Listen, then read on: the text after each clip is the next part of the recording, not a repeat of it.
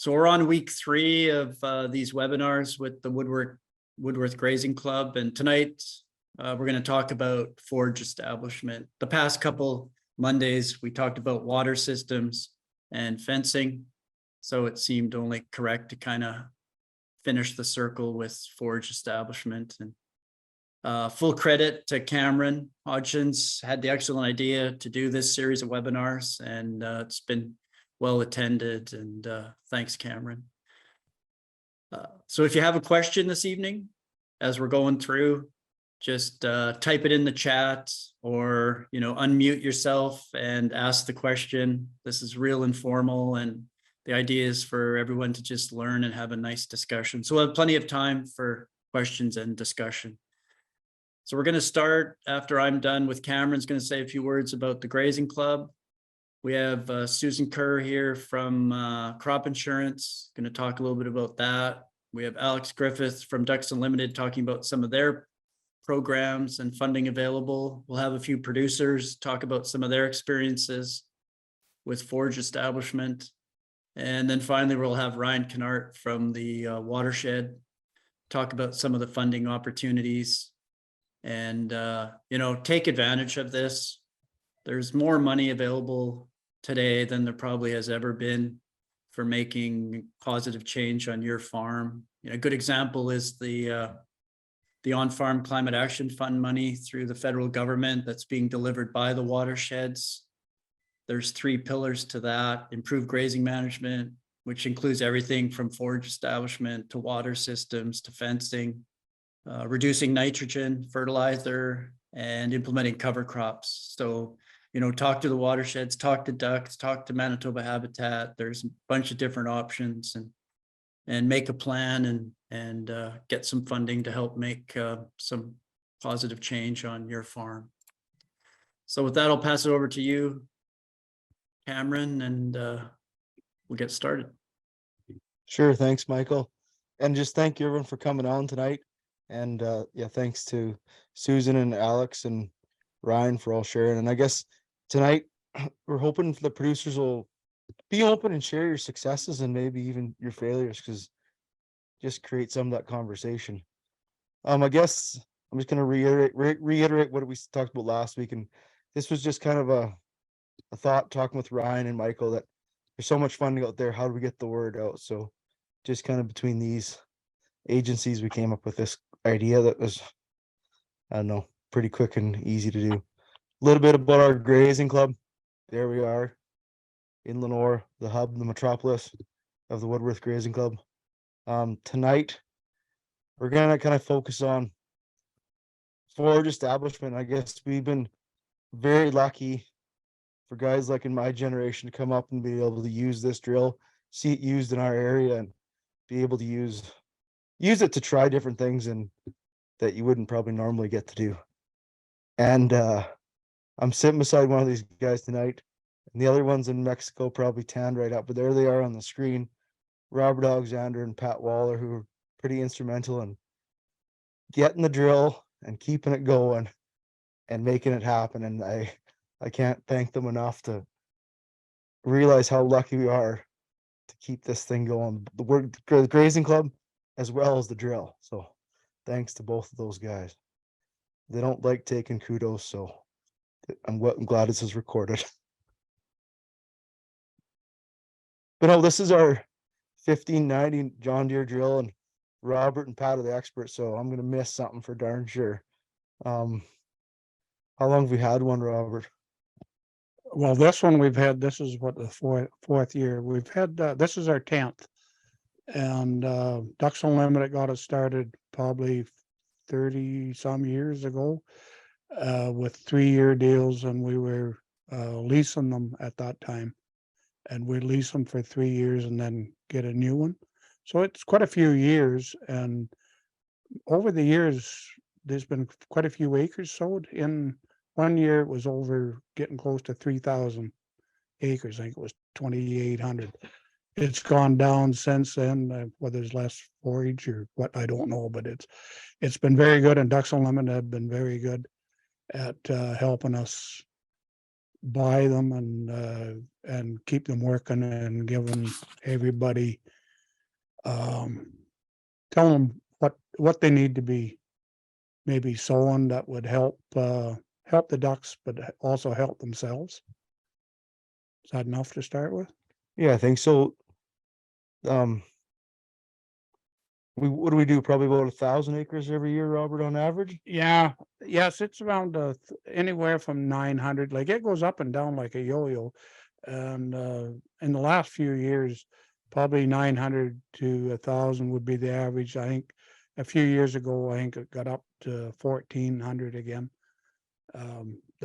It depends on how many guys use it in the fall. And like some guys were using them for sowing their, especially down in the Assiniboine Valley, using them to sow after a flood, sow their canola or whatever they were sowing. So it can be very busy, and that's up probably anywhere from 20 to 30 people, different people using it. So it gets moved around a fair bit. Yeah, and another big thank you to Robert and Diane Alexander, because they take the bookings of it, so they know when it gets busy and organizing and orchestrating where it is and where it needs to go. That's a big thank you. I think we all don't thank them enough on how hard that job is. The next picture here, 2 or 3 years ago, Pat Waller was put the idea of putting a scale on our drill as people are getting to sow some more of these different cover crop mixes and at different seeding rates. We found an aftermarket kit and we mounted it on there one day in Bill's shop, and we got it all set up. And I forget, it was probably Pat had the idea to use those black boxes to mount the scale head in, and it's been pretty popular, I believe, on helping producers dial in their seeding rates, other than someone like me just guessing how much is going on and find out at the end of the field if you're heavy or light. So Trent did a very good job of installing the scales. Trent did a very good job of installing the scales. Trent Alexander, yep. Hopefully he's listening. You can see one of the load bars right kind of in the upper right hand corner there. And then here's a picture of the front of it. You can see there's a Pat Waller solar panel, and under that black wooden box, there's a battery. It all looks very professionally done. You wouldn't have guessed it was a bunch of producers who got together in a shop one afternoon and made this system all get together. So the black box on the left side, yeah, is our scale head. The one on the right side is for our recording book. Would you call it, Robert?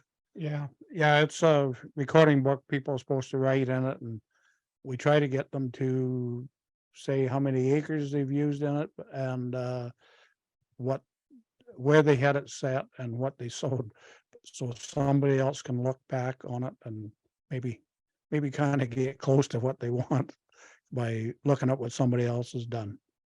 Not everybody writes in it though, so sometimes that doesn't work. And then we also got a grass seeder attachment on our drill, so it gets used somewhat. And no, it's been pretty good to use here recently. There's just a picture of the back. This was used at our place after we grazed some fall rye in the springtime and seeding into it. And there's quite a bit of trash going into it. It did a great job putting it in, putting the seed in the ground. Here's a picture of what'd you call it, one of our work bee days, getting the drill all set up. And these steps that we were talking about this last fall, and we're unsure of how they get bent, but every year they get bent. And here's a innovative way of straightening out. You can see the ball jack on top of the step. It didn't work, so plan B came into effect, and it worked damn good. There's some, Corey Bailey, we're trying to get him on the fire department, so there's step one. And yeah, usually every year we get together for an afternoon or part of a day and go over it and make sure everything's good. And another big kudos out to Robert, because he probably does more things on this that we don't even know about, and throughout the growing season.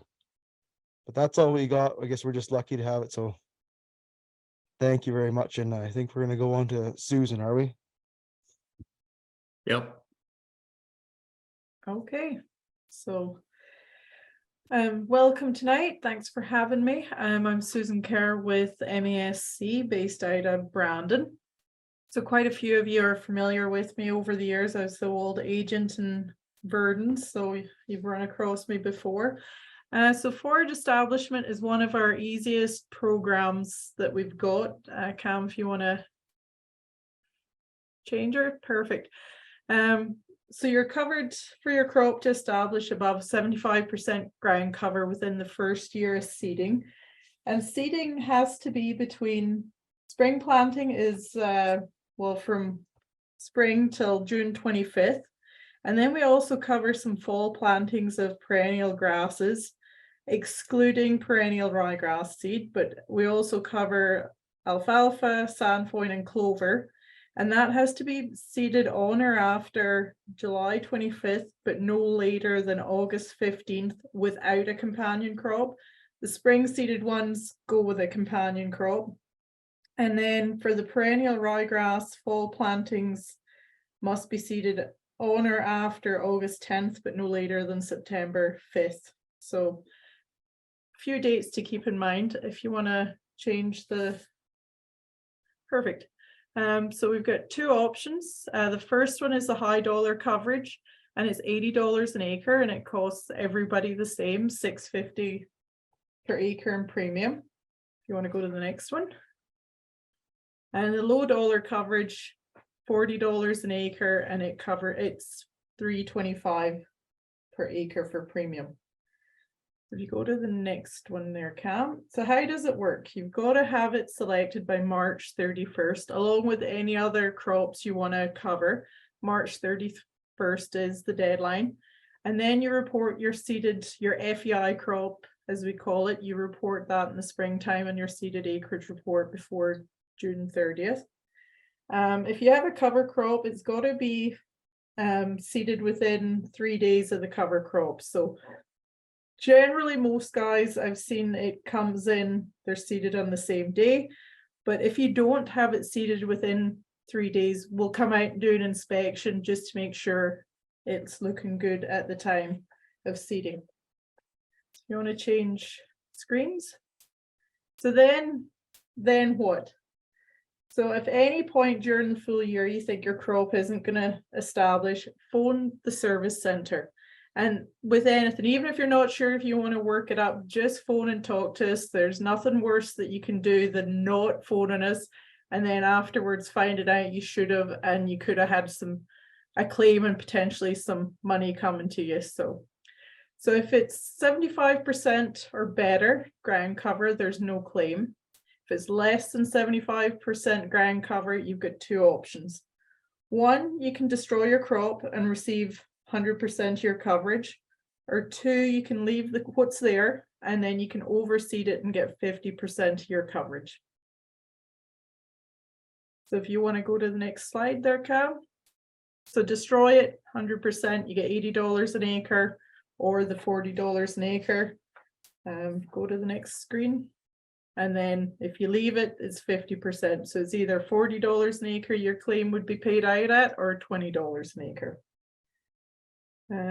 Next screen.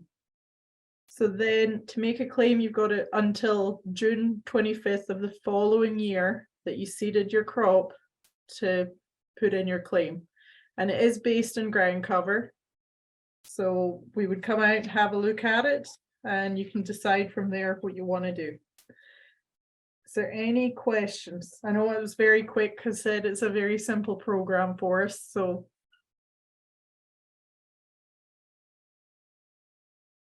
I think just a reminder, you can also put your questions in the chat and I can read them out. So either way, you can unmute and ask Susan, or you can type it in the chat.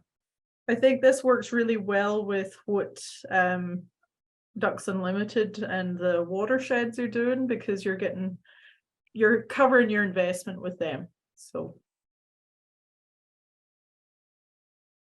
yeah, that's a good point. Yeah, a lot of these programs that you guys are promoting, there's a good way to work with us in the insurance side as well. So There's always some options.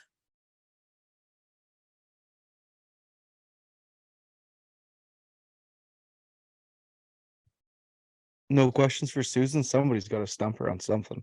Yeah. I have never heard you lot so quiet. So we don't cover bird's foot trefoil, native grasses, and annual ryegrass. They are not eligible for forage establishment insurance. Why not trefoil? I'm not really sure. Hmm. It's just one that they've never covered. I can find that out actually and let you guys know. It's just one that's never been covered. Hey And just Susan, did the premiums go up about like 40 cents or so compared to last year? You know what? I can't remember what the premium was off the top of my head last year, to be honest. Yeah, not a big deal. I just thought that they were closer to $3 and $6 than 3.25 and 6.50. I think you said, right? Yes. If you give me probably 10 minutes, once I can answer if the premium went up while you're doing your discussion. Perfect. Thank you. Susan, with your, if we don't get you back on here before the deadline, what's the rules on your cover crop stuff? It's no longer a pilot, is it? No, it's not a pilot. It's now called polycrop establishment. So PEI. I thought we're going out east, but they keep talking about PEI. And it covers you for some of those random mixtures, especially the covers and co stuff that they're selling. That is perfect for our program for polycrop establishment, and it's a ground cover one as well, because it's not really intended to be harvested for a yield. You're probably going to stick your cows out into it or something to graze, so it's perfect for that. And I believe the date is middle of August we cover you till, and if it doesn't establish with 75% ground cover of whatever your mix is, then you'd be in a claim. And I believe it's a high dollar coverage, low dollar coverage. I didn't open that fact sheet up, so I can quickly find that for you.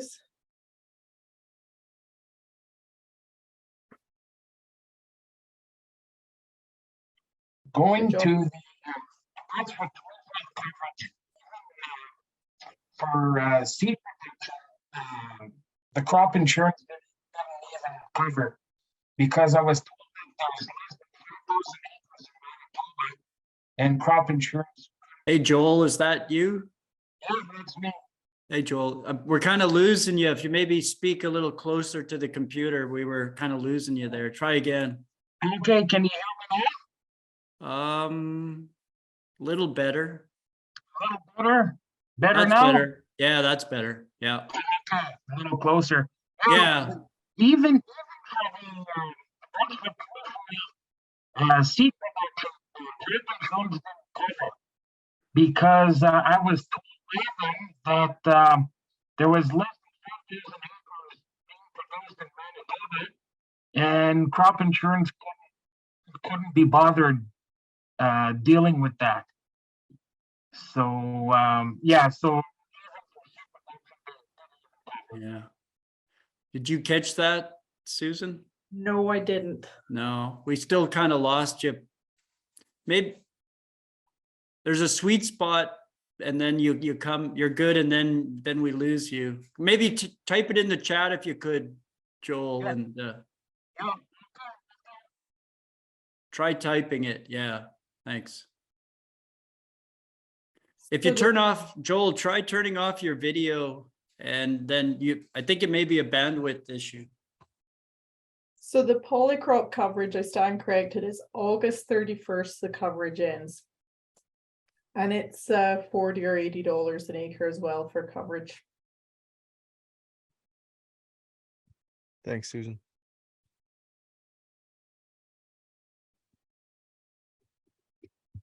Any more questions for Susan, or we move on to Alex?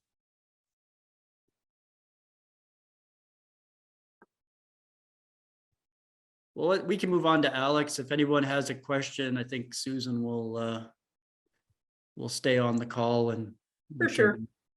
can ask a question. And just a reminder again, you can always throw a question in the chat. So, all right, Alex. Alex is with Ducks Unlimited, and he's going to talk about some of the programs that Ducks has available.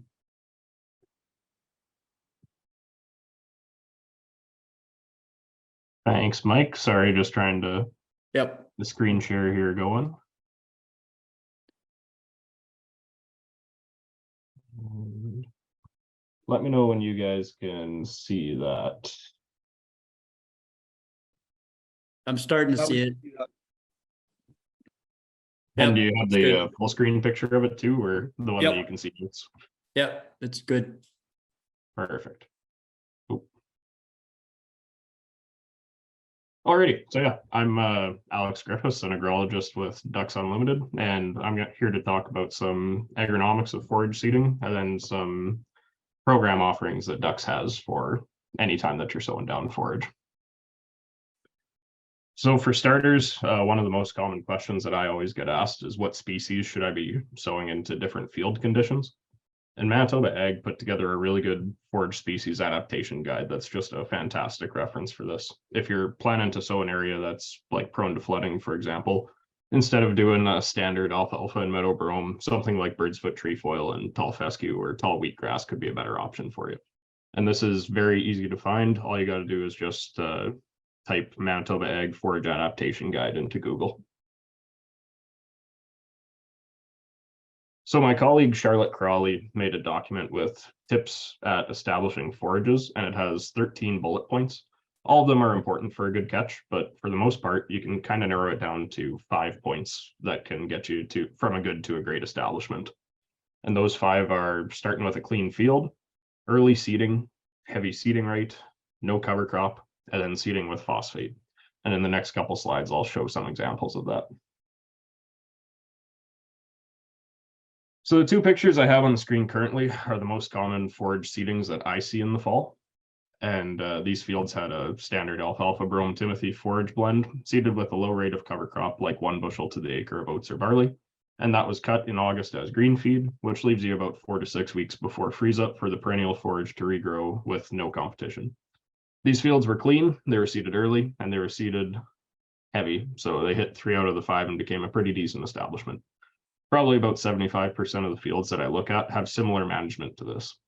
And I wanted to show these kind of as a baseline of what is acceptable, because neither picture looks particularly amazing, but there's lots of plants, not too many weeds, and it should become a decent hay crop by next summer.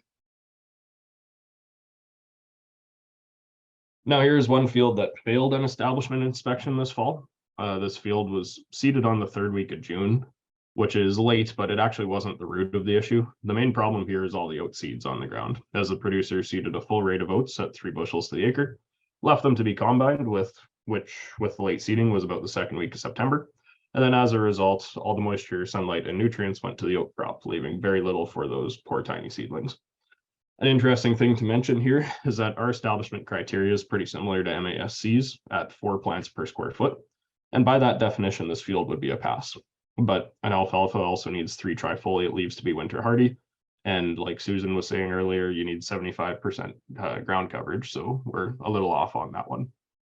In my opinion, this was a lot of time and money spent to underseed a field when the nutrients and effort went into the crop of oats. And the most likely outcome is reseeding the field again. And now that I've showed the average establishments and the worst, here's a producer who had a pretty phenomenal establishment. This producer planned his field well in advance of seeding, starting mostly weed-free, and then seeding early on May 20th at about 15 pounds to the acre, which is a good heavy rate. He also seeded without a cover crop of oats or barley, which meant that there was less competition for resources like water and sunlight, although you can kind of see there's lots of green foxtail growing through the alfalfa there in the right side of the picture. And he also seeded this forage blended with phosphate fertilizer, and phosphate's pretty crucial for small seedlings, and it's hard to access in cold soils, so putting it adjacent to the seed helps immensely.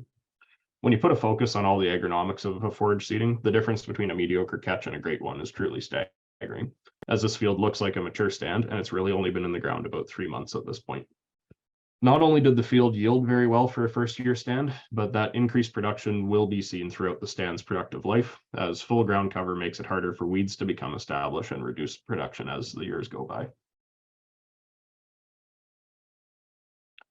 So getting into each point a bit more, these are some pictures from a field that I scouted 2 years ago, which would have been a good location for a weed ID day. The picture on the left is actually not that bad, as there is new alfalfa and grasses there, and the weeds are mostly annuals like red root pigweed and lamb's quarters, so cutting the field before they set seed will take care of the majority of them. Meanwhile, the patch of milkweed in the middle of the field is on the right there, is a perennial that will be nearly impossible to get rid of, and I don't think cattle really enjoy eating it either. Weeds, especially perennials, are difficult to remove from a field while the new forage is actively growing, as your only control options are mowing or herbicides, which are extremely limited and usually only provide suppression anyways. So that's why it's key to start with a clean field by taking care of those weeds prior to seeding. And it was just pretty cool. While that milkweed patch is not ideal, approaching it, it was almost deafening with the buzz of pollinators and other bugs going around. So that was pretty neat. Seeding shallow and early. Most forage seeds are very small, and they don't have a lot of reserves to grow if seeded any deeper than an inch. Usually the same setting for canola, around that 3/8 to a 1/2 inch setting, is pretty well perfect for the drill. And if broadcasting and harrowing, just be sure to up your seeding rate by about 20% to make up for any surface stranding of the seeds that occurs. And the reason for early seeding is that almost all perennial forage legumes and grasses are cool season plants, and they grow best in cool, moist May weather versus the hot late June and July. This is depicted pretty well by the difference in regrowth after cutting in these two pictures. So in my experience, the biggest difference between an average catch and an excellent catch is seeding without a cover crop. These two fields were seen on the same day about 5 miles apart, and it's a pretty large difference. Cover crops take up resources like sunlight and moisture, and actively compete with the underseeded forage. Whereas seeding without a cover crop, it'll look weedy because that's the only competition that really comes up. But once you take that first cut in late July before seed set on the weeds, the perennials have the rest of the season to regrow without competition. There are some drawbacks, as a good yield of a newly seeded forage and weeds field is maybe 1.5 bales to the acre, versus green feed oats are usually 3+ bales to the acre. But the additional yield and stand longevity in the subsequent years is worth it, in my opinion. And if you are seeding with a cover crop, please take it off early as green feed instead of combining, and if possible, silage so that the swaths don't lay on the new forage too long to choke it out. And then just touching on my last points there, although no cover crop is my preferred method, if you do use a cover crop, there are some ways to improve your chances of a successful forage catch. Lowering the cover crop seeding rate to about 1/4 of normal is the most important for reducing the competition. Seeding oats or millet is usually a better cover crop option than something like barley or wheat, just due to their competitive nature. Removing the crop as green feed versus combining is also hugely important, as it probably allows an additional 3 to 4 weeks in August and September for the underseeded forage to grow on its own. As I mentioned before, harvesting as silage is, if possible, to avoid having swaths lay for too long. Especially when a thick swath of green feed can take over a week to dry down sometimes. And lastly, keeping all the other seeding agronomics as good as possible is always going to help you out. Like if you start with a clean field, you're seeding early, and you have a heavy seeding rate, that will always improve the chances of a successful establishment. When planning to seed a new field down, plan to seed at least 12 or more pounds per acre. Forage seed is becoming more expensive every year, but so is fuel, equipment, and the labor involved. And I've seen many folks seed at 10 pounds or less to the acre, only to come back the following year, go over every acre again with a similar rate to thicken the stand. Whereas this could have been solved by spending an extra $10 on a couple more pounds up front and only seeding once, which is cheap insurance. And speaking of cheap insurance, MASC's Forage Establishment Insurance is also available, and the deadline is March 31st. And last year, the high rate was, I think it cost $650, I guess, as Susan said, and if triggered, it paid out $80 an acre. And if you add that onto the seed guarantee from your seed retail, it sure helps to cover a lot of the costs. And lastly, if you're looking for a long-term productive stand, especially for pasture, seeding a diverse forage blend is key. Both of the pictures shown are really good forage catches, but the field on the left is alfalfa, orchard grass, and timothy, which is not really well equipped to handle flooding, winter kill, or longevity as it ages. Meanwhile, the right picture will be similar in productivity early on, but once it gets older and the alfalfa starts to die out, there will be plenty of other species to fill in for the long term, like Sicer milkvetch or meadow brome. Also, for fields you plan to crop again in the future, please seed meadow brome instead of smooth brome, as smooth brome is sod forming versus meadow brome being a bunch grass, and ripping up the sod is clumpy and not very fun. And meadow brome's just got faster regrowth and, in my opinion, is a better plant to begin with. Now, to wrap up some forage seeding agronomics, here are some tips when dealing with marginal areas that are harder to establish, particularly saline areas. Seed further out than the problem area is. This takes some good producing land out of production, but it also allows a forage ring to establish quickly, preventing the area from spreading further into the field. Seed very heavy. Since these areas are even harder to establish, you'll need more seeds there to have a better chance at something taking. Mow your problem weeds to reduce competition. A weed like kochia produces a ton of seed if left unchecked, but does not handle competition very well and can be controlled well by mowing. Foxtail barley is a little bit tougher, but eventually can be choked out by mowing before seed set and getting other forage established around it. And lastly, be patient. These areas can take 2 to 3 years or even longer to fully establish and may require overseeding of the toughest areas. Even in the picture on the screen, you can see there are some areas that establish great immediately, while other areas look bare, and this was a really good marginal area seeding. Now I'll briefly touch on some of the programs that Ducks offers if you're in our target areas and seeding some new forage.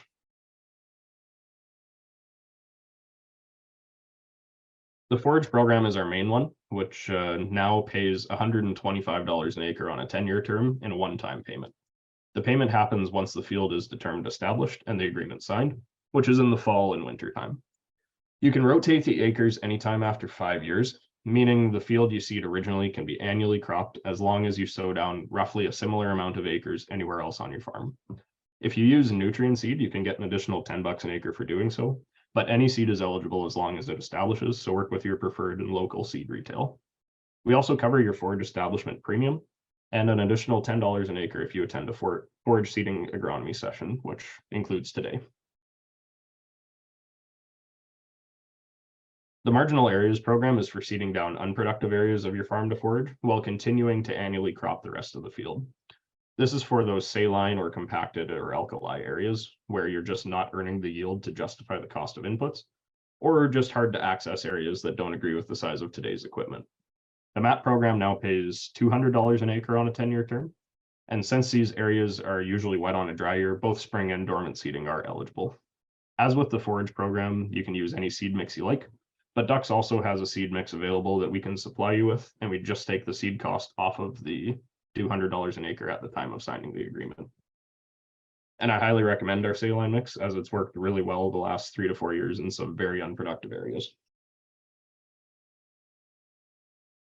Some frequently asked questions about the forage and MAP programs. These are paper contracts, so they're not tied to title. There are no restrictions on how you use the land, as you can hay it, graze it, take multiple cuts, and be cutting your hay in June. So there's no cut date restrictions either. There's no acre limit on these programs, so if you really wanted to, you could sow the entire farm down in the same year. We cover the forage establishment insurance premium upon signing if you had it. And while being a 10-year agreement, they can be bought out at any time for a prorated value based on how many years are remaining in the agreement. We don't claim carbon credits, those are yours to keep. And we don't actually have a formal application form either. You just contact myself or Daphne and we'll confirm if you are eligible and tell you about the next steps.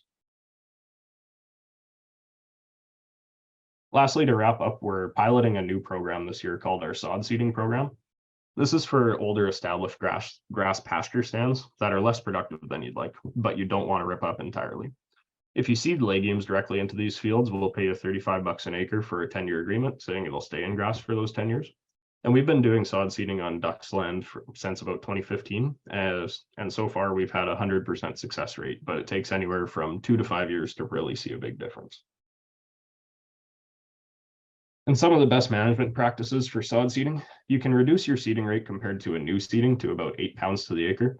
I actually did some sod seeding on one of my dad's pastures, and I cheaped out and went to about 5 to 6 pounds per acre. And looking back now, I regret it because I might have to bounce over that entire rough pasture again, just because I didn't seed heavy enough originally.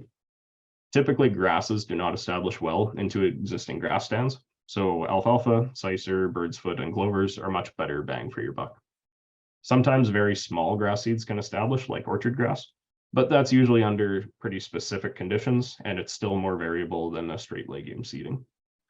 For sod seeding, a zero-till drill is recommended for opening the sod and a nice shallow seed placement, and suppressing the existing forage the year prior to seeding by grazing or haying. This will make it much easier to seed into. The picture on the right is actually a duck's field that was sod seeded, and the bare area is where the trailer was hauled and the drill was parked. So it actually never got seeded. And that's what the entire field looked like prior to it being sod seeding, whereas now it kind of looks like a fairly new stand of hay. So if you're interested in this program, talk to Charlotte Crawley, but she's in Vietnam until early March, so don't expect a fast response there. And yeah, that's all I had. So thanks for listening. And here's the cell numbers for each program's delivery person. All right, thanks, Alex.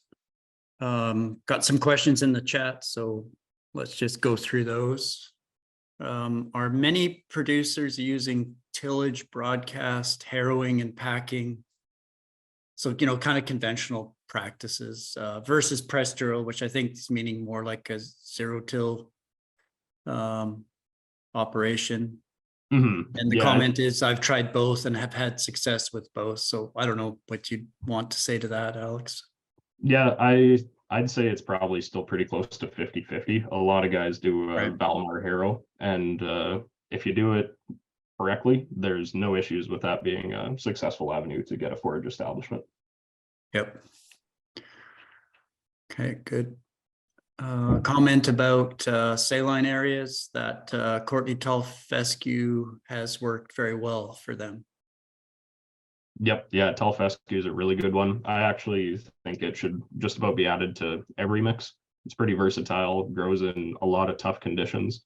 Not very palatable, but if you can blend it with the rest of what's growing there, you'll be pretty happy.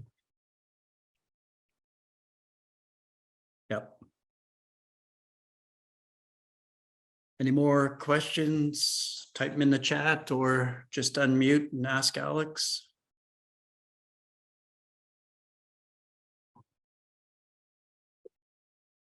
There's a couple of comments. We have a new message. Just a sec, I'll take that. Question on the 1590 drill. Are people using the main box or the grass seed box as the main box for grass alfalfa mixes? Did you follow that, Cameron and Robert?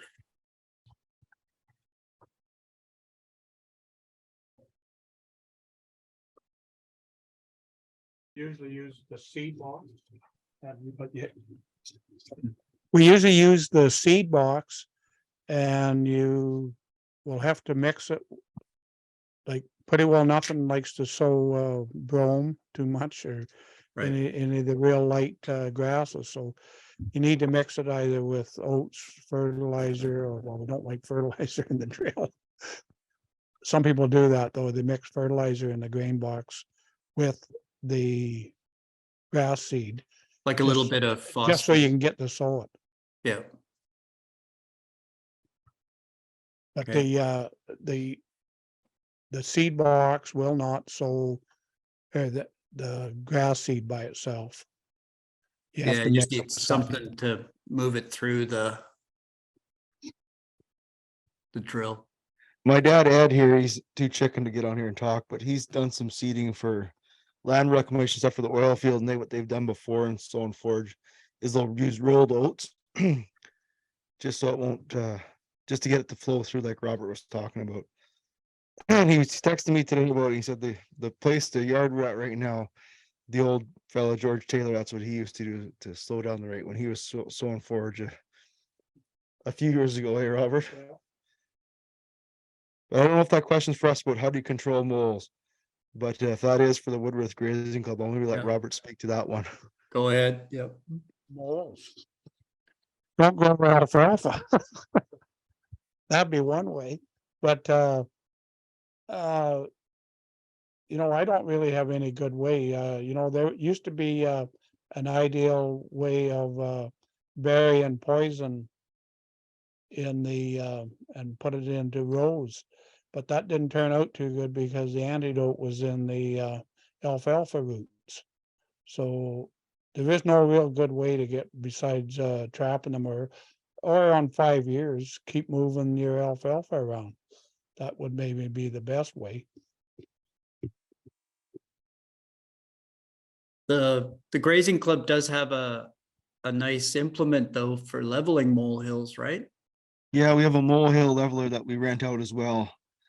And Robert and Bill are usually the guys that are taking care of it, doing any welding or adjusting of the blades as needed. Yeah. It has that unit has worked quite well though, hasn't it, over the years? Yeah, we've had it for Maybe 10 years. 10 years, and I think, yeah, it's working out well, and it's lots of producers are getting the use of it. It didn't do a lot last year. Not a lot last year, says Robert. But if anyone's interested, you know, that unit is only for the Woodworth Grazing Club area. They don't want it dragged all over the countryside. But if you are interested in what it looks like and to maybe make one on your own, just talk to myself or Cameron or Robert and get you some pictures. Question here, do most people use a packer after seeding with the zero till press drill? Use a packer after seeding. Yeah, like on the 1590, there's a packer wheel built right into that seed unit. Right, so they don't normally do anything after seeding. No, No. unless there's someone else more experienced out there that wants to talk on using our drill or any John My, Deere I, drill. sorry, Cameron, I do at times, like when I'm sowing down if I'm doing 100 or 100 acre field or whatever like that, and I know it's going to be silaged or hayed or something like that, I'll just run a land roller over it just so that all the rocks are gone for easier for the disc spine or something like that. Nothing to do with seed establishment, but just more for equipment maintenance is all I'm doing it for. Okay. Yeah, okay, thanks, Chris. I guess we're kind of on our producer panel here now, eh, Michael? And Yep. what I'd be interested to hear what producers have had as challenges over the establishing forage. Like, I guess when we talked about this, I thought it was relatively easy to get a few producers to talk about forage establishment, but the feeling out there is no one feels they're expert on it, is what the vibe I was getting. So to me, it tells me that either people aren't interested in sharing or they're not confident in what they've done. But I think we've all screwed up lots.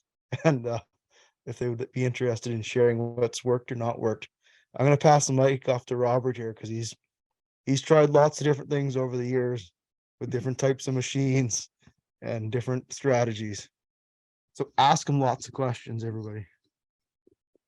Hi, well, he's right. We have tried lots over the years, and we sowed down probably 600 and some acres of forages and for pasture and hay over the last 30 years.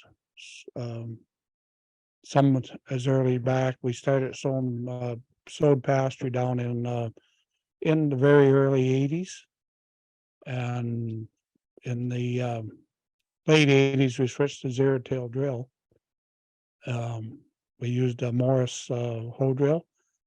And one of the fields that we sowed, we used the Grazing Club's zero tail drill and my Morris hoe drill. And it was like night and day difference. It would sell you every time on on the John Deere hoe drill, or the John Deere double disc drill. It just made such a better job. The establishment was right there with the hoe drill. It was skipping mist. You could sure see it.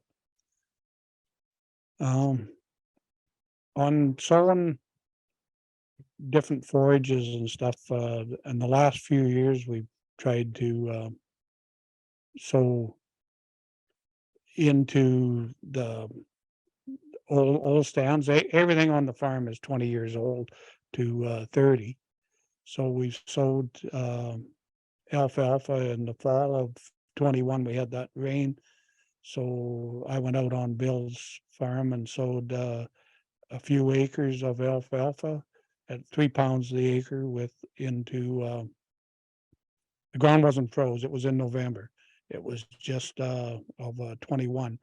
And it came up and it was there in the summer, but we had kind of got dry again for a while, and some of it, I don't know whether it's gonna be there next year or not. But we also did some in the spring of 22, sowed straight into like this wasn't sprayed or anything. And we went straight into the old pasture, or the hay mixture of brome and Courtney tall fescue and meadow brome. And we had rain right after, and it did come, and be nice to see what it's like this year, see whether it caught or not. Something else we tried was we sprayed out a small plot, 10 acres of alfalfa that was sowed in about 1990. So it was down for a few years, and it had yielded roughly, to start with, about 9 bales to the acre, and most years it got down to as low as 3. It was by far our best field, but last few years it was down to 1. So we sprayed it out and sowed. The first year we sowed oats and peas, and it didn't work too bad, only it was kind of dry. So we got 4 bales in total off the 10 acres. So the next year we sowed alfalfa. No, we didn't. We sowed the alfalfa later. We sowed peas, barley, and wheat and canola. Now, the canola wasn't a really good idea in there for green feed because it was ready to be cut. When it was ready to be cut for green feed, the other stuff wasn't. So we cut it, and it did work. We did make green feed, but it didn't work as good as it could have. Just something that we didn't think about at the time. As Will Rex used to say, we can stand and talk about stuff all day, but if you have specific questions, it might answer stuff easier. Anyway, that's maybe all I have. Thanks. I got one, Robert. Robert, so when you were selecting the species of forage to sow down, when you were seeding the farm down, how did you select that? Well, to start with, I was looking at not like we were sowing. I was sowing stuff down for hay. So I sowed first quarter section. I sowed down to smooth brome and I think it was taprooted alfalfa and Timothy and a few other things that don't grow on shale hills. Anyway, we had that for a few years and then turned it into pasture. And the other quarter right beside it, we sowed to a few years later to meadow brome and creeping alfalfa. And it did better in the hay to start with. But long term, the old smooth brome and alfalfa has stood the 30 years better than what the meadow brome did. Now, it's all under rotation grazing. It is all should have been roughly the same, but the alfalfa is still pretty good in the smooth brome paddocks. It's not as good in the other ones. We kind of listened to what Ducks Unlimited would tell us to plant her over the years, or what your neighbor does. So maybe ask your neighbor. Does anyone have any other questions or something they'd like to add? What is anyone else? I'm gonna call out Chris right now. I see Darcy Oliver, so you get thinking about it too. Forage selection. What makes you, when you're thinking through what you want to do, what species you're sucked in and why? Chris, you go first. No, I don't have much for species selection other than using seed dealers and different grazing clubs opinions of what to use is what I've done. The biggest thing I've learned, and not for this is not to do with species selection, but it's I've tried many times with different air seeders that I've owned, trying to slow down forages, and it's never been as good as either the zero till drill or getting the custom done with another, like a custom zero till drill. Just better spacing, better establishment, better overall. That's the only suggestion I have is don't use an air seeder with like a hoe drill type thing. Make sure you use a zero till drill. It makes a lot better, just like what Robert was saying. But as far as species, I just use seed dealers and grazing clubs and like that. Opinions is what I'm trying to use so far. What about fertility, Chris? Yeah, like this last year I put a bit of FOS down with my, I did a cover crop of covers and coal crop there, and I did put 80 pounds of FOS down with it, and I think it definitely did make a difference, that's for sure. Now, did you try any check strips in there, like reduce the rate of FOS or anything? No, I know you always push that doing check strips, and that point in time I was going a few different directions, and I didn't want to tell the fella to leave check strips and add to his day. Okay. All right. Is Amy Bell on here by chance? Like, I want to pick her brain on fertility if she's on or not.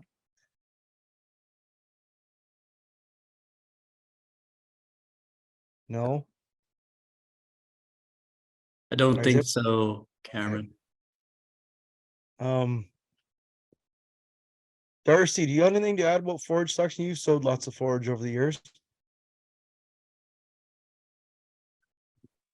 I'm gonna go look at that. Just one of the things that I've always done is when I'm driving around the country and I see a nice hay crop, I always ask that producer what he sowed and all that. Just 3 miles east of Minneota, Ross Priestley, organic grain farmer, he sowed down an alfalfa field 3 years ago, and he flogged the phosphate to it. And that was when we had the droughts and shortage of feed, and he was growing unreal crops. Last year, he still grew a real great crop, and last year he ripped it up because he's going to be sowing it to organic crops. So the phosphate does make the difference. The other part, the air seeder with the GPS unit in is a great thing, but the manifolds seem to plug up every now and then when you're using an air seeder. I strongly promote the drill, but when you're used to using 40 feet or more, it's pretty hard to go back to a 15-foot seeder and spend the whole day out in the field just to sow 40 acres. Yeah, that's the truth, eh, Darcy? Is any? Yeah. I guess my dad, he was too scared, like I've said a couple times, to come on here, but he sent me a text message and said some of the best catches he's had when he was organic was he's got a Valmar hooked on his cultivator, and he'd seed his organic crop with the air seeder, and then Valmar on. It was typically probably sweet clover or red clover for the most part, and that's when the best catch would come, just Valmaring on with the as he's seeding other stuff, and that seemed to work pretty well. Dallas Gaiman had that harrow bar that with a Velmar on it. And it was a rotating harrow bar. We used it one summer and it worked fairly good. Oh, okay. Just different times, different equipment works 100%. You just got to get the rain afterwards, the right timing.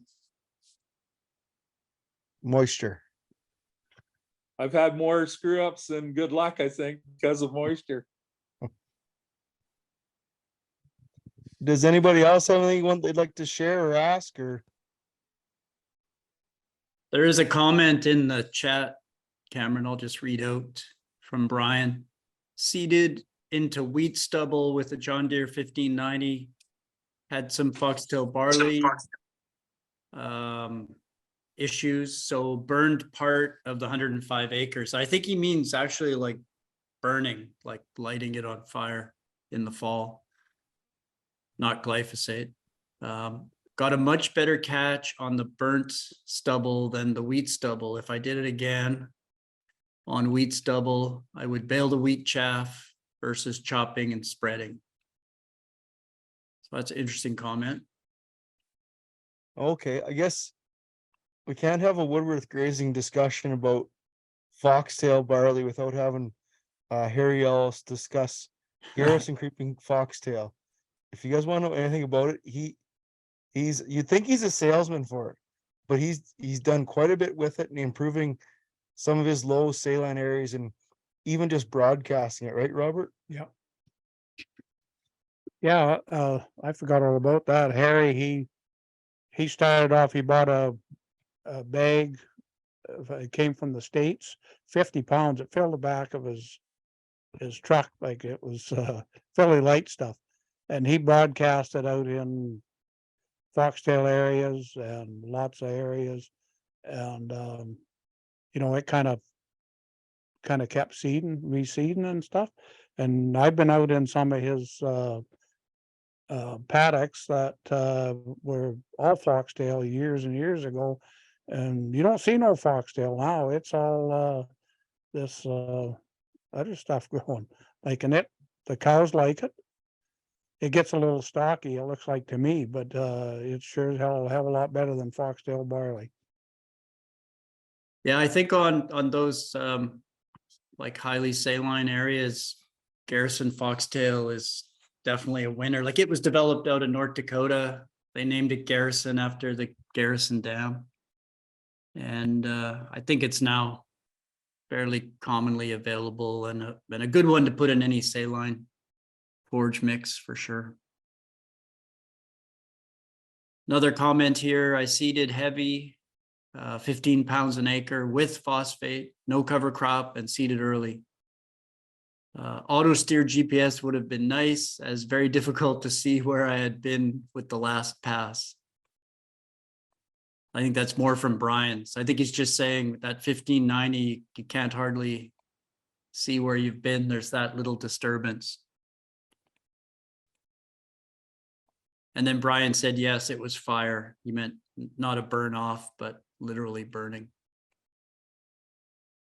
Comment here from Chris Springer. One suggestion that I've adopted and had good luck with is first seed a cover crop high in legumes, vetch, peas, clovers, etc., with high buckwheat, then graze it, leave a mat, good ground cover.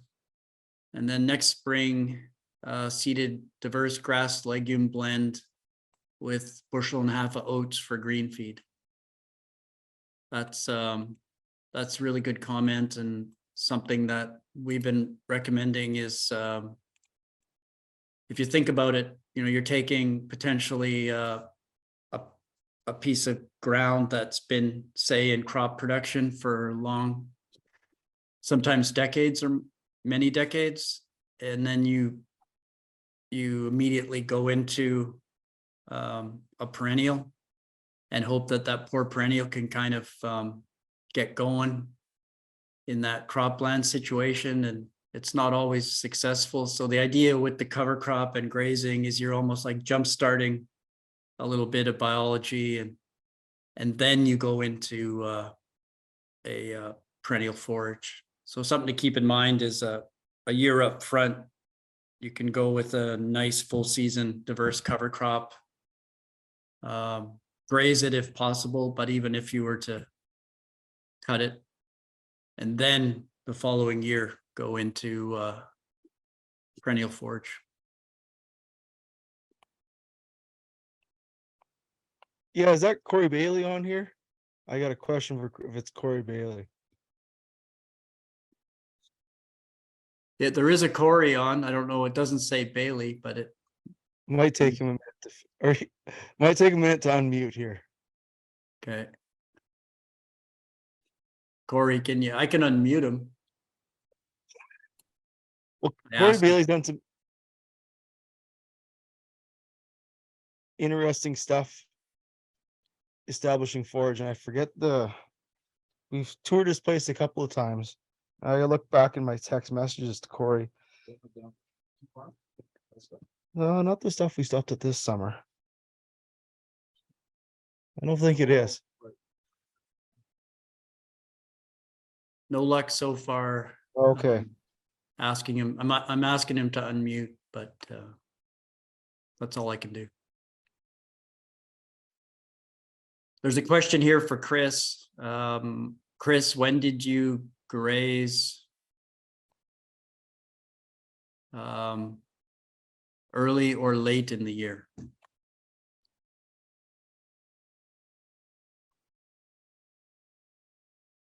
Give Chris a chance to. Chris, if you want to. Oh, he has another comment here. Another win has been a blend of as many different, more saline tolerant species as you can find, scratch into foxtail or kochia areas than harrow.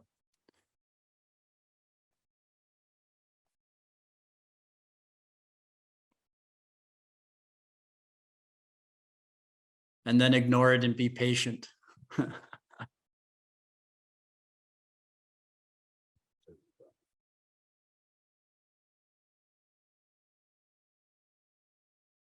Was that Chris who answered that, Michael? Chris, I'd be interested to know, did Chris that's use Chris Springer out of Saskatchewan.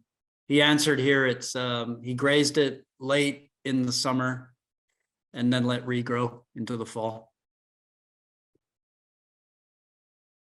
So you have to graze appropriately, knowing that you want to leave a good amount of soil armor, keep the ground covered, knowing that you're going to seed directly into that following year. no herbicide there before he seeded in the following year then, Michael? He did a pre-burn before the grass seeding. Okay. Yep.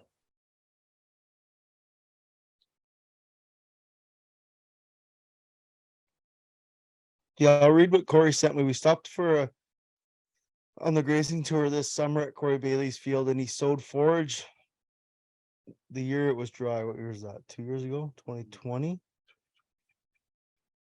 And then he didn't get a good catch, so he reseeded this spring. And this is what he wrote: sowed oats in May of 2020. Crop insurance wrote them off. It was dry. Sprayed them out. Direct sowed millet hay blend beginning of July 2020. Got little rain, but didn't get much or didn't do much. Not worth cutting. Lightly grazed in fall of 2020. Made 158 marshmallows in 2021 on 100 acres. Direct sowed hay again in spring of 22. To try to fill in bare patches. Silage this year, plan to leave to get new hay to come along. And when we were touring it, he left a few spots where he didn't sow this year, and it made a big difference. Like it was kind of almost night and day on what was from where he sowed to not sowing. Let's call it check strip. Check strip. Yeah, did you hear that, Chris Rutledge? Yeah, I caught that.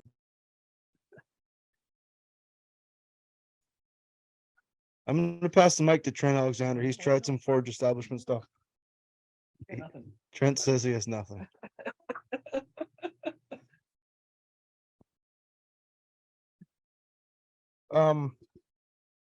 What about inoculants? Anyone trying any different things for inoculants? That's 7.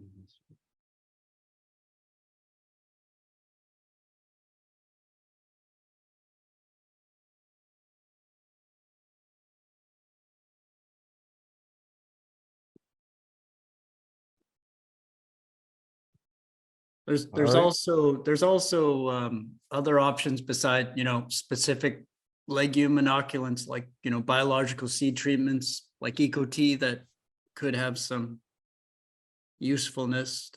Just trying to inoculate that seed with some beneficial biology to get it going. That's another thing to, and again, if you're gonna try it, do a check strip so you can evaluate whether it was worth the money.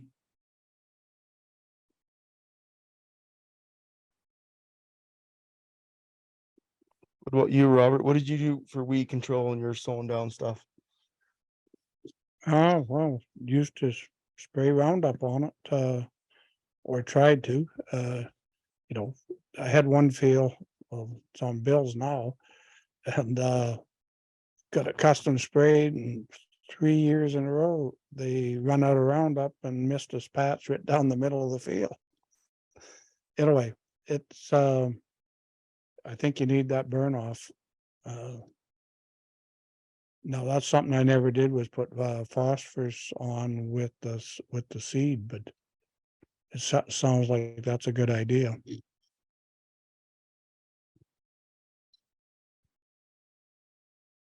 Anyone else have anything to discuss or add? Chris Springer, what about you? There is another comment from Chris here. I'm putting a blend together of diverse legumes and a couple of forbs for the On-Farm Climate Action Fund. That's the federal funding. Overseeding, so that's be an overseeding program.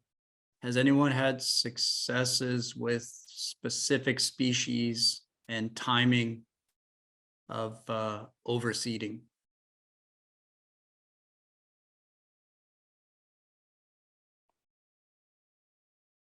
So I think what he's saying there is, seeding into an existing perennial stand that's probably mainly just grasses now. It's a little older and the alfalfa's decreased, and just trying to bump it back up with some diversities, some legumes, and maybe a few forbs as well. Anyone have any comments on that? Yeah, also I'd have to say, Michael's, we were involved that Xerxes pollinator program a few years ago, and they Right. put together a blend for kind of that exact thing. We just I Valmar'd mine on, and I think Dad Valmar'd some of his on, and then he used the drill for some other stuff, and I don't remember the exact outcomes of it, but it did increase the diversity at some, but I don't remember if it was on a great enough extent to call it a success or not.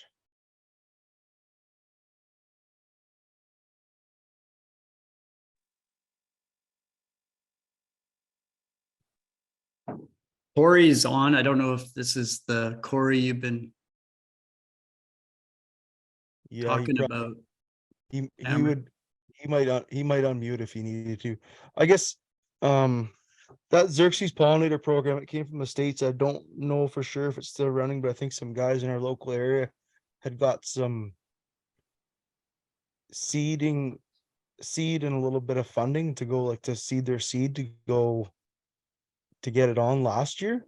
So if people are interested, just look up the Xerxes pollinator program, and there's a contact on there, or get in contact with me, and I can give you the number that I had. It was an interesting program, and all you had to do is make sure basically there's going to be some flowering plants for Yep. the pollinators to pollinate. So I mean, that works pretty slick in most perennial operations. And Yeah, you can contact me as well, and I can get you the contact person. And I mean, some other things we've tried at our place is, we got a field of Sizer milk fetch, and we'll, if we hay that, we want to move some of those Sizer milk fetch seed and pods around, we'll maybe bale graze in a particular spot with those bales. I'll unroll them, and it seems to propagate those seeds pretty well, and they'll establish in a few years.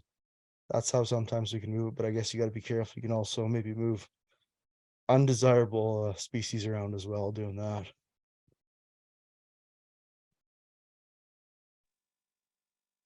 Cameron, can you hear me? We sure can, Corey. Yeah, I'm not up with this technology stuff. Couldn't talk. Did you hear what I said about your field? Did it make sense, or do you want to add any more to it, Corey? Yeah, I know it made sense or whatever.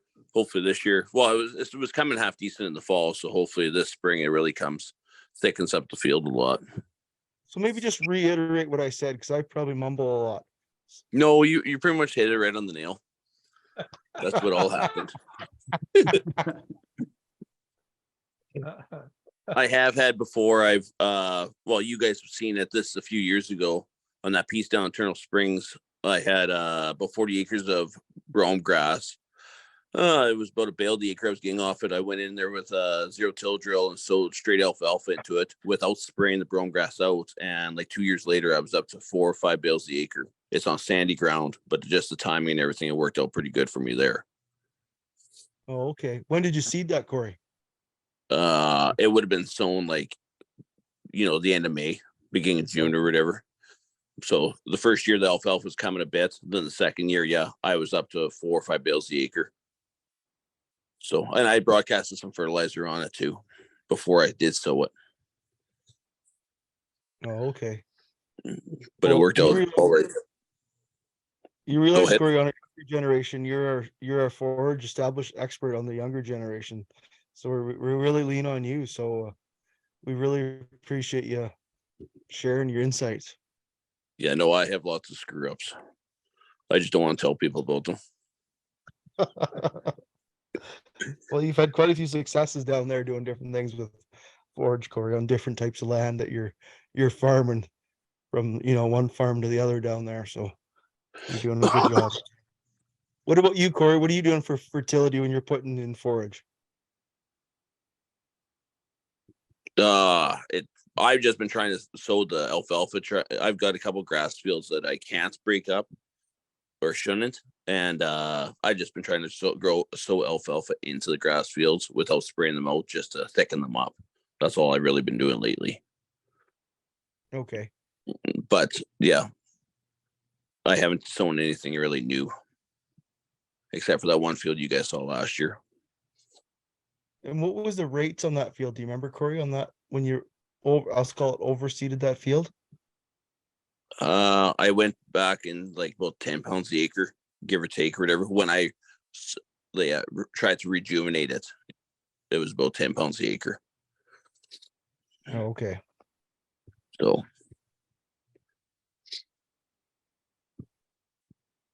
remember how deep you sowed that stuff or not?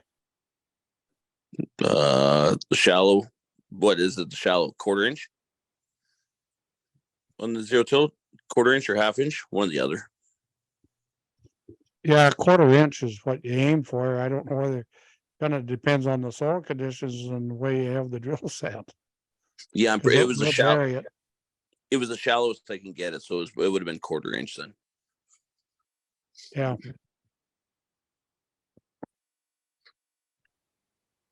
There's a few questions here in the chat. Comment here from Ian about quackgrass. Does anyone have quackgrass left? It was really good in saline spots. I know someone is selling quackgrass for forage. If you hay patches, then scatter the seed on saline areas. That is one way to get back a better grass. Mild saline areas might grow some sweet clover. The wild grass that was there before plowing would sure be welcome. Yeah. And some of that is still in the seed bank. And with a little bit of change of management, it's surprising that even 100 years or more, some of that seed is still there. But yeah, good comments, Ian. Question here, Cam, did you see a better establishment with the no-till drill versus the Valmar? I might be wrong. but I think that program is done now. There was a real rush to get my seed ordered by December 31st this year from Sean Buckley. I don't know, Cam, if that,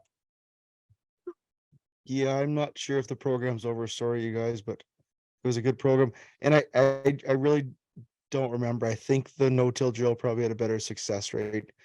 Like I did notice some of the different species coming where we, I'll say, blew it on and just disturbed a little bit with the harrows, but not enough to call it a real success. I shouldn't be even telling you about it. Maybe it was that bad.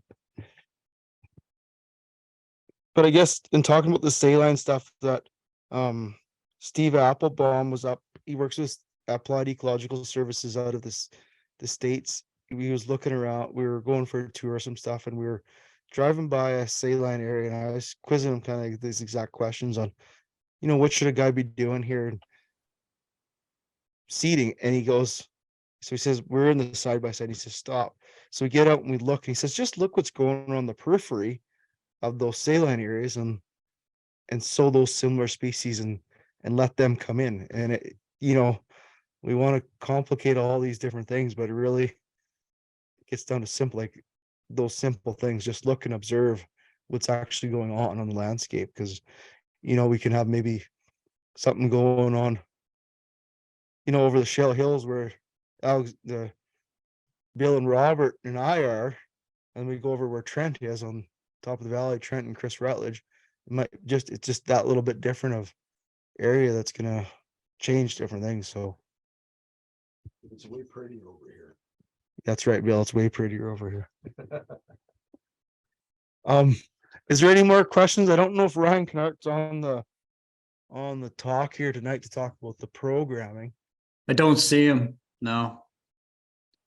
but there's money under that rotational grazing thing to basically drill in legumes into your pastures. I think it looks probably similar to the ducks program. I forget the dollars and cents of it, but if you look on the Manitoba Association of Watersheds website and look under the PWCP funding tab, click on rotational grazing, and I'll get you that information, and contact probably Michael or myself, and we can hook you up with that info if you want to try something different. But wherever you are, whether you're in Manitoba or Saskatchewan, just contact your watershed, talk to them. There's multiple programs.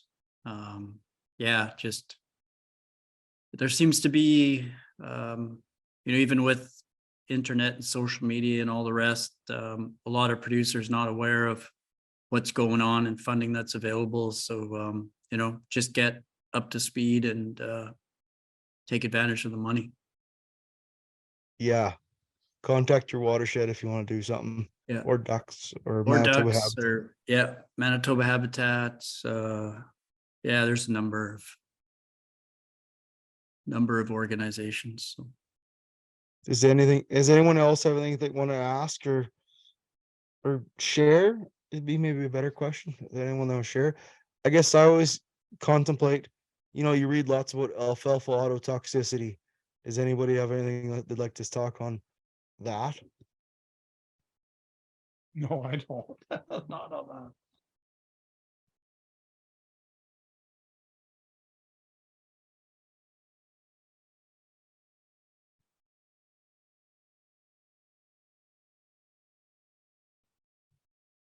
Chris Springer had a comment about that. He recommends 2 seasons between alfalfa. 2 seasons, okay. If you're going back, I think what he means there is if you're kind of rotating in and out, probably 2 years is a good guideline. He also made a comment about Sicer in the salt and mineral, that you're feeding to cows at £1 an acre works real well. And then the cows just spread it through their manure out on the pasture. And that's a nice way to get some Sicer out into the pastures. I've also at ducks, one year I just sprinkled on a little bit of Sicer just with a spinner on a quad and just ripped around, tried to go in straight lines as best I could. And it took a couple of years, but it was really successful.